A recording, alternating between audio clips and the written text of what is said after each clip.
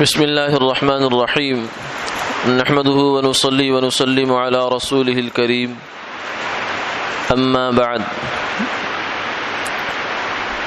قال النبي صلى الله عليه وسلم حصنوا اموالكم بالزكاة وداووا مرضاكم بالصدقة او كما قال عليه الصلاة والسلام۔ حضور نبی کریم صلی اللہ علیہ وسلم نے ارشاد فرمایا کہ تم اپنے مالوں کو زکوٰۃ کے ذریعے سے محفوظ کرو اور اپنے بیماروں کا صدقہ کے ذریعے علاج کرو۔ عام تصور تو یہ ہے کہ زکوٰۃ جب مال سے نکل جاتی ہے تو مال کم ہو جاتا ہے، اس لیے زکوٰۃ کا مال کی حفاظت سے کیا تعلق۔ اسی طریقے سے جب بیمار ہوا انسان تو اس کا علاج کروانا چاہیے، دوائی لانی چاہیے، لیکن یہاں یہ کہا جا رہا ہے کہ داووا مرضاکم بالصدقہ، صدقہ دو جس سے تمہارے بیمار کا علاج ہو جائے۔ تو یہ بظاہر ہماری سمجھ میں آنے والی بات نہیں ہے، لیکن حقیقت میں یہ ایسا ہے۔ فرمایا وما آتیتم من ربا لیربو فی اموال الناس فلا یربو عند اللہ وما آتیتم من زکاة تریدون وجہ اللہ فاولئک هم المضعفون، کہ جو تم سود لیتے ہو وہ تمہارے مال میں اضافہ بظاہر ہوتا ہے لیکن حقیقت میں نہیں ہوتا، اور جو تم زکوٰۃ دیتے ہو اللہ کی رضا کی خاطر تو اس سے تمہارے مال میں اضافہ ہوتا ہے، زکوٰۃ سے مال محفوظ ہو جاتا ہے، جو مال باقی بچ جاتا ہے اللہ اس میں برکت عطا فرماتے ہیں۔ بعض احادیث میں آتا ہے کہ مال زکوٰۃ والا مال ضائع نہیں ہوتا، جہاں بھی جو ہے مال گم ہوتا ہے، ختم ہوتا ہے، وہاں زکوٰۃ نہ دینے کی وجہ سے ہوتا ہے۔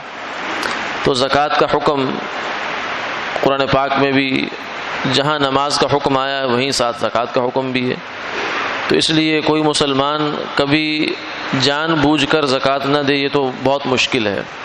ہاں یہ ہو سکتا ہے کہ کچھ غلط فہمیاں پڑ جاتی ہیں جس کی وجہ سے وہ سمجھتا ہے کہ میرے ذمے زکوٰۃ نہیں ہے، حالانکہ شریعت کی نظر میں اس کے ذمے زکوٰۃ آ جاتی ہے۔ مثلا ایک غلط فہمی یہ ہے کہ لوگ سمجھتے ہیں کہ زکوٰۃ تو وہ دے گا جو سیٹھ ہو، جو بڑا کھاتا پیتا ہو، کھلا جس کے پاس پیسہ ہو، بزنس مین ہو یا کوئی زیادہ بینک بیلنس جس کے پاس ہو، وہ زکوٰۃ دے گا۔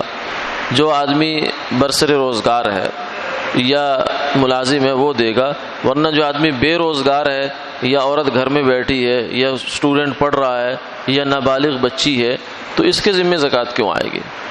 یہ ایک غلط فہمی ہے۔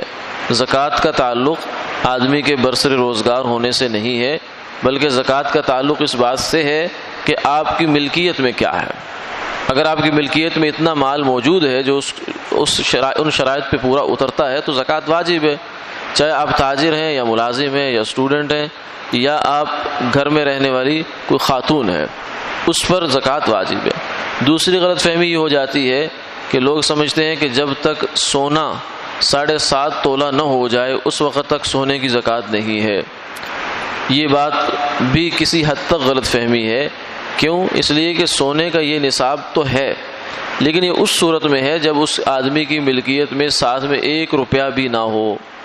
جب ساتھ میں 1 روپیہ بھی ہو تو پھر سونے کا نصاب نہیں ہے، پھر زکوٰۃ کے لیے چاندی کا نصاب ہے، اور چاندی کا نصاب ہے 52.5 تولہ، اور یہ تقریباً جو ہے وہ 50,000 کے لگ بھگ بن جاتی ہے۔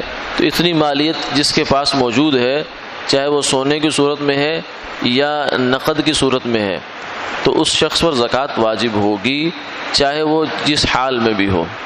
پھر یہ ہے کہ زکوٰۃ واجب کن کن چیزوں پر ہوتی ہے؟ تو ایک تو نقد پر ہوتی ہے کیش، دوسرا سونا، تیسری چاندی، اور چوتھی ہمارے ہاں ایسی چیز کہ جو کسی نے خریدی ہے اور آگے بیچنے کی نیت سے خریدی ہے اور ابھی تک بیچنے کی نیت باقی ہے، تو یہ تین چیزیں شرطیں جس چیز کے اندر جمع ہو جائیں اس چیز پر زکوٰۃ واجب ہوتی ہے، اسے سامان تجارت کہتے ہیں۔ تو یہ تو بہت مختصر وقت میں تو سارے مسائل کا احاطہ کرنا ممکن نہیں ہے، اس کے مسائل پوچھ لیے جائیں۔ اس نشست کا تو مقصد صرف یہ بتانا ہے کہ زکوٰۃ کے حوالے سے اپنے آپ کو ایک دفعہ ٹٹول لینا چاہیے۔ جیسے اس زمانے میں ان حالات میں کسی آدمی کو ہلکا سا شک پڑ جائے کہ میرے اندر یہ علامت مرض کی پائی جا رہی ہے، تو جب تک وہ اچھی طرح تسلی نہ کر لے وہ مطمئن ہو کر نہیں بیٹھتا، جب تک ڈاکٹر سے لیبارٹری سے پوچھ نہ لے۔ تو ایسا ہی معاملہ ہمارا کچھ دینی چیزوں میں بھی ہونا چاہیے۔ اگر ہمارے پاس کچھ بھی ہے تو جب تک ہم اس کا صحیح مسئلہ معلوم نہیں کر لیتے اس وقت تک ہمیں اطمینان نہیں آنا چاہیے۔ کیوں؟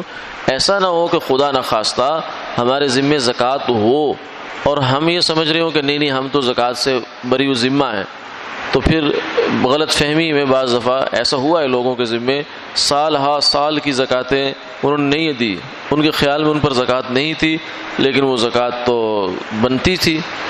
اور دوسری چیز یہ ہے کہ زکوٰۃ جب نکالنی ہے تو اس کا طریقہ یہ ہے کہ جتنی بھی مالیت موجود ہے اس کو 40 پر تقسیم کر لیں تو 2.5% نکلے گا، زکوٰۃ ہو جائے گی۔ اب یہ دینی کہاں ہے؟ یہ دینی اس شخص کو ہے کہ جو ایک تو زکوٰۃ خود دے نہیں رہا، دوسرا یہ ہے کہ اس کی ملکیت میں 52.5 تولہ چاندی کے برابر کوئی ضرورت سے زائد سامان بھی نہ ہو، کوئی پلاٹ نہ ہو، کوئی زائد جو ہے وہ مکان ایسا ہے جو اس کی آمدن اس کی ضروریات سے بڑھ جاتی ہے، یا گھر کے اندر ایسا سامان رکھا ہوا ہے۔ اسی طریقے سے وہ ویسے تو زکوٰۃ کا مستحق تھا لیکن اس کے پاس فی الحال اتنا کیش کسی نے دے دیا اس کو کہ ابھی وہ اس سطح کو چھو کر اوپر نکل گیا، تو اس شخص کو بھی فی الحال زکوٰۃ نہیں لگ سکتی جب تک اس کا بیلنس اور کیش جو ہے وہ واپس نیچے نصاب سے نیچے نہ آ جائے۔ اسی طریقے سے سید کو زکوٰۃ نہیں لگتی، ہاشمی کو، غیر مسلم کو زکوٰۃ نہیں دی جا سکتی۔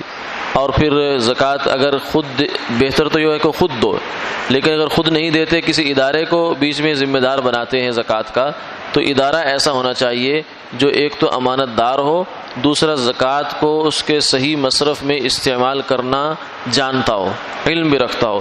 ایسا نہ ہو کہ ہماری زکوٰۃ لے کر وہ بلڈنگ میں لگا دے یا ڈاکٹر کے لیے AC خرید کر لے آئے، تو وہ تو زکوٰۃ ہماری پھر ادا نہیں ہوگی۔ اللہ تعالیٰ سمجھ عطا فرمائے۔ آمین آمین یا رب۔